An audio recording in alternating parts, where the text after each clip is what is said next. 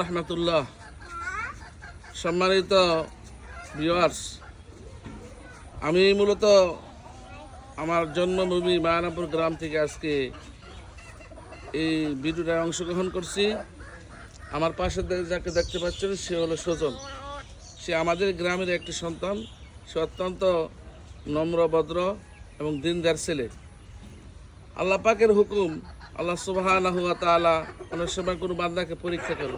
তো আল্লাহ তাআলা তাকে একটা পরীক্ষা করছেন। সে একটা দুর্ঘটনার মাধ্যমে এখন সে স্বাভাবিক জীবনযাপন করতে পারছে না, একটু অসুস্থ, সবাই জানেন। বিশেষ করে মিডিয়ার মাধ্যমে সারা দেশের মানুষই জানে।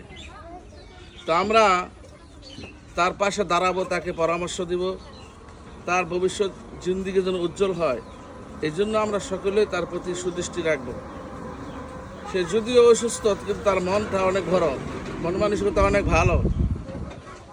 সে চায় সুন্দরভাবে জীবনযাপন করতে।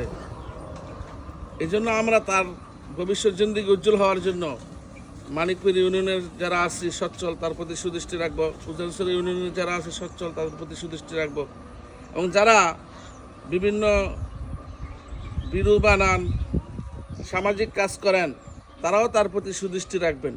আল্লাহ পাক যেন তার জিন্দিগি উজ্জ্বল করেন, সে যেন সুন্দরভাবে জীবনযাপন করতে পারে, সচ্ছলতার সাথে চলতে পারে, তার প্রতি সুদৃষ্টি রাখবেন। আল্লাহ পাক সকলকে সুদৃষ্টি রাখার জন্য কবুল করুক।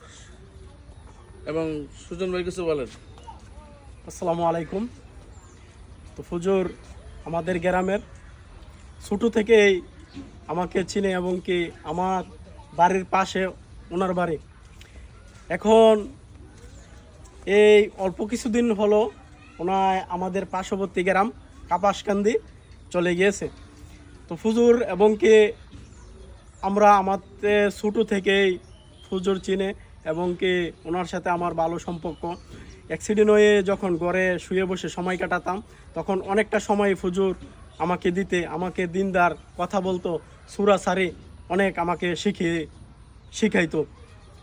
আসসালামু আলাইকুম।